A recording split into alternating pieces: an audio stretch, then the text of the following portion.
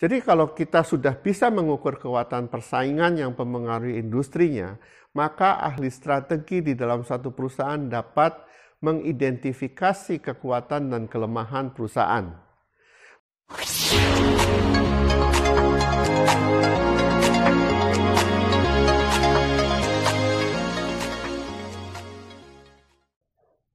Salam sejahtera untuk kita semua. Kali ini saya akan sharing mengenai 5 killer factors in business. Sebetulnya dalam berbisnis persaingan selalu ada. Dan kadang dengan adanya persaingan ini bisa juga mematikan. Seperti misalkan handphone Nokia terpukul karena adanya smartphone. Kodak terpukul karena adanya digital photography. Menurut Michael Porter di dalam teorinya yang berjudul Five Forces Analysis, dapat menjelaskan strategi apa yang dapat kita ambil agar kita dapat bersaing dan tetap profitable walaupun persaingannya ketat sekali. Persaingan biasanya hanya dilihat dari industri sejenis. Sebenarnya ada kekuatan lain yang mempengaruhi persaingan ini. Di antaranya adalah masuknya pemain baru, produk substitusi, pemasok, dan pelanggan. Apapun kekuatan kolektif ini, strategi perusahaan yang dibuat adalah untuk dapat tetap profitable dengan memperhitungkan kelima faktor tersebut. Seperti terlihat pada gambar di slide ini. Sekarang coba kita lihat ancaman masuknya pendatang baru. Pendatang baru dalam suatu industri biasanya ingin mendapatkan pangsa pasar pada industri yang dimasukinya. Artinya akan mengambil pangsa pasar dari industri yang sudah ada. Atau perusahaan yang melakukan diversifikasi. Melalui akuisisi, dia akan masuk ke dalam pasar lain. Dan ini juga akan berpengaruh terhadap pasar yang baru dimasukinya. Yang dapat dilakukan oleh pemain lama adalah dengan membangun barrier of entry yang tinggi. Jika pemain lama dapat membangun barrier of entry yang tinggi, maka dengan adanya pendatang baru tidak akan menimbulkan suatu ancaman yang serius. Coba kita lihat sekarang bagaimana Microsoft membangun barrier of entry ini. Pada saat open source membuat produk Open Office yang relatif jauh lebih murah dibandingkan dengan Microsoft Office, pasar Microsoft Office tidak tergerus. Malah sekarang dengan sistem sewa yang relatif murah, pasar Microsoft Office masih tetap bertahan. Jadi agar tetap bertumbuh dari ancaman pendatang baru, kita harus membangun barrier of entry. Nah, ada beberapa cara untuk membangun barrier of entry seperti berikut ini. Yang pertama tentang economic of scale. Microsoft membuat aplikasi untuk word processing, spreadsheet, dan software presentasi. Ketiganya ini dikemas dengan nama Microsoft Office. Saking besar pasarnya Microsoft Office ini dan banyak yang menggunakan, maka Microsoft dapat menjual produknya dengan harga yang relatif lebih murah. Dan secara fungsi dapat terintegrasi ketiga aplikasi tersebut. Walaupun Open Office dijual dengan harga murah, tetapi pasar MS Office sulit untuk digantikan dengan Open Office. Yang kedua tentang product differentiation. Saya masih mau mengambil contoh Microsoft Office. Jadi selain pelanggannya yang banyak, karena mempunyai produk yang beragam di dalam satu paket, maka perpindahan data antara satu produk dengan produk yang lainnya itu mudah sekali.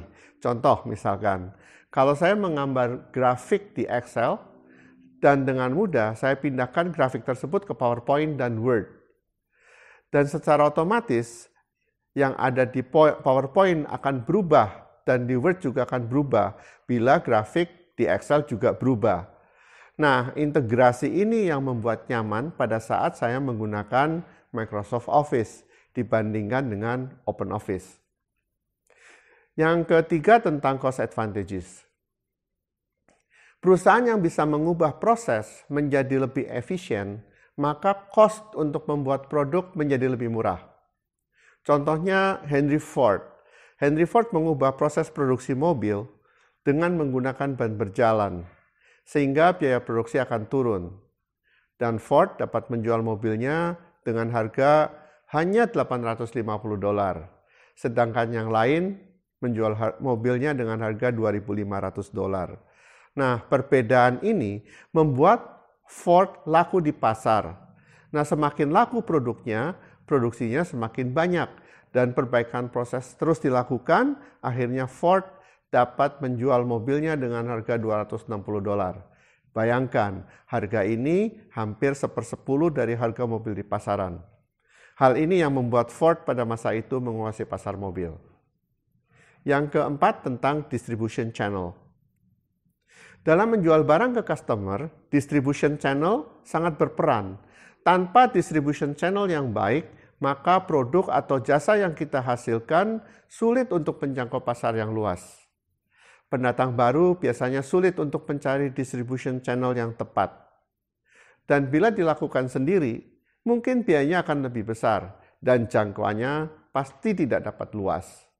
Nah, channel distribusi di Indonesia ini yang terintegrasi dengan gerai retailnya itu ada Indomaret dan Alfamart.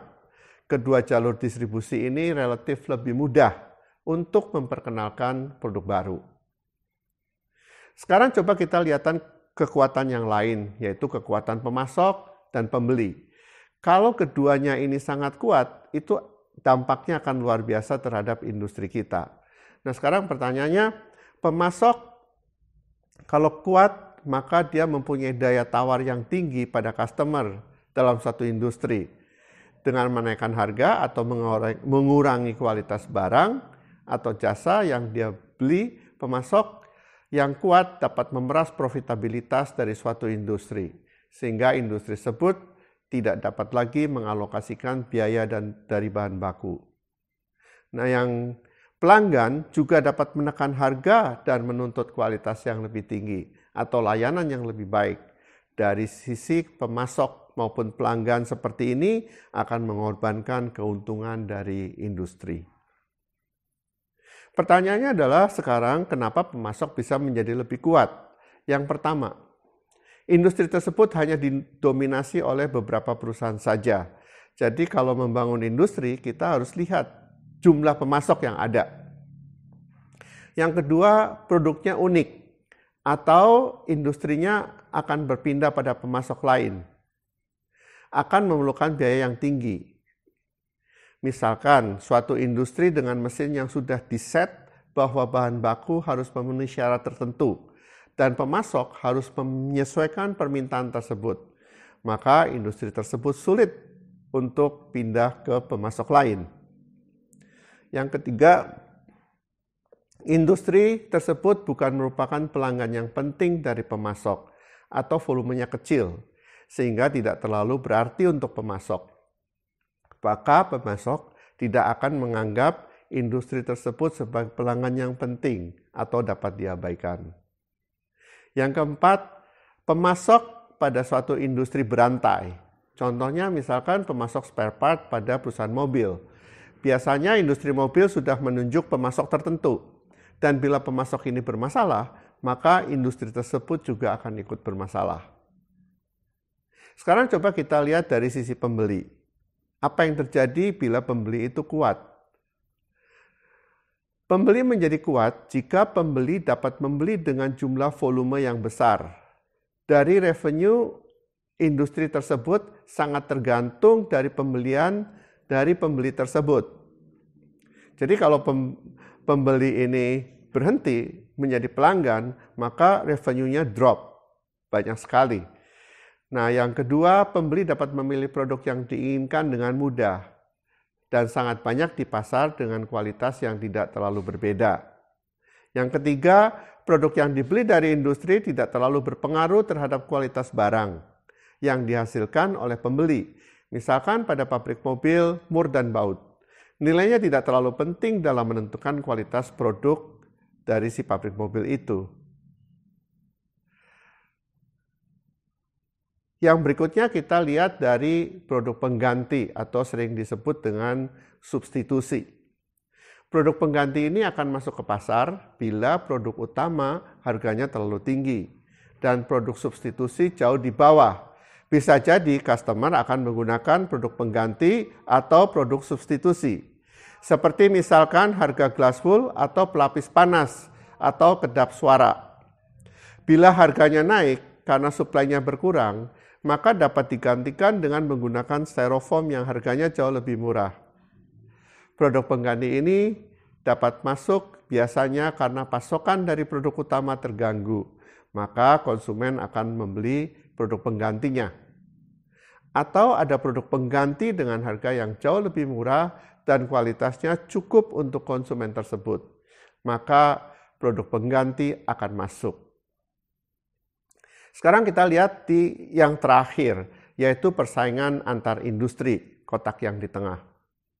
Persaingan antar industri biasanya mengambil bentuk seperti perang harga, strategi marketing, semua ini untuk memperebutkan posisi mereka di pasar.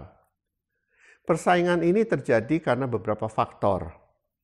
Yang pertama, suatu produk tidak ada perbedaannya antara satu produk dengan produk yang lain. Kemudian biaya untuk berganti produk atau service itu sangat rendah.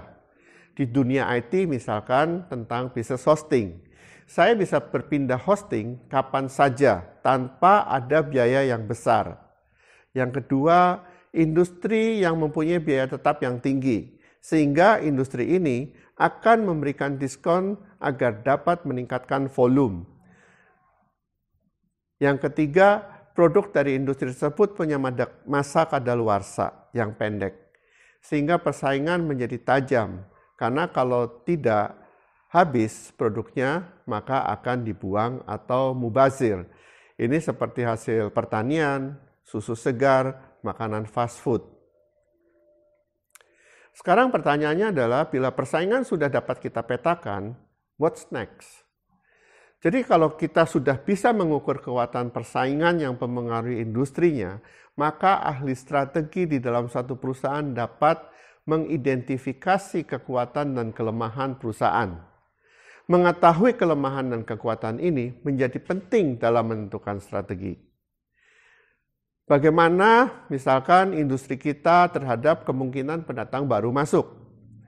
Bagaimana dengan kemungkinan dari substitusi?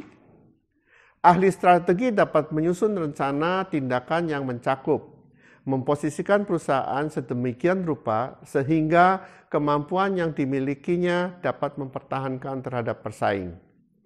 Ada kasus yang menarik, bagaimana Microsoft mengambil pasar Netscape dan bukan hanya mengambil saja, tetapi mematikan Netscape, yang pada saat itu menguasai hampir semua pasar browser. Ini terjadi di sekitar tahun 90-an. Ceritanya begini. Saat itu pasar browser dikuasai oleh Netscape, dan browser masih dijual terpisah dari operating system. Browser berjalan di DOS, karena waktu itu operating systemnya adalah DOS. Karena Microsoft melihat bahwa browser ini dapat menjadi persaing OS-nya, maka Microsoft mengeluarkan browser yang diberi nama Internet Explorer. Untuk mengambil pasarnya, browser dari Netscape, maka Microsoft mengerahkan developer dalam jumlah banyak. Kemudian dengan cepat, IE menyamai fitur yang ada pada Netscape. Dan pada saat itu, Microsoft sedang mengembangkan Windows 95. Nah, pada saat Windows 95 keluar, Microsoft menyatukan browser itu dengan Windows 95. Jadi setiap orang yang membeli Windows 95 sudah mendapatkan IE.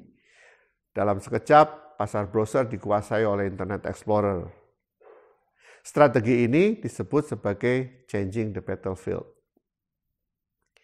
Cerita ini sangat menginspirasi saya, dan saya sudah membaca bukunya lebih dari 20 tahun yang lalu dan masih membekas. Sekarang coba kita lihat bahwa Michael Porter mempunyai dua teori. Yang pertama tentang value chain analysis yang sudah pernah saya sharing dengan judul Memenangkan Persaingan Bisnis di Masa Sulit. Dan yang kedua adalah yang kita bahas sekarang. Pertanyaannya adalah, apa hubungan antar kedua teori tersebut?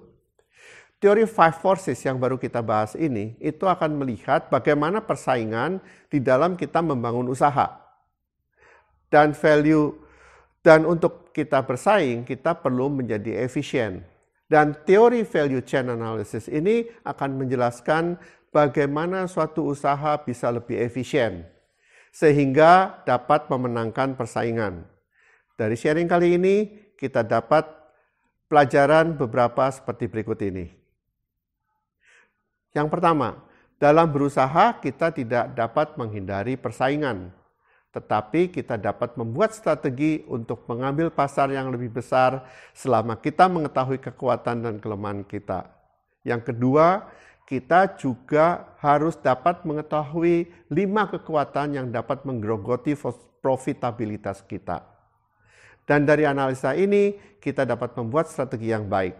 Seperti contoh, Microsoft waktu mengambil pasar browser. Bisnis yang masuknya mudah, bila pasarnya berkembang, akan mengundang new entrants dengan cepat. Yang keempat, buatlah barrier of entry yang tinggi dan switching cost dari customer menjadi mahal, agar bisa kita tetap bertumbuh. Baik teman-teman, sharing saya sampai di sini. Mudah-mudahan dapat bermanfaat. Sampai jumpa pada sharing saya yang akan datang. Terima kasih, sampai jumpa.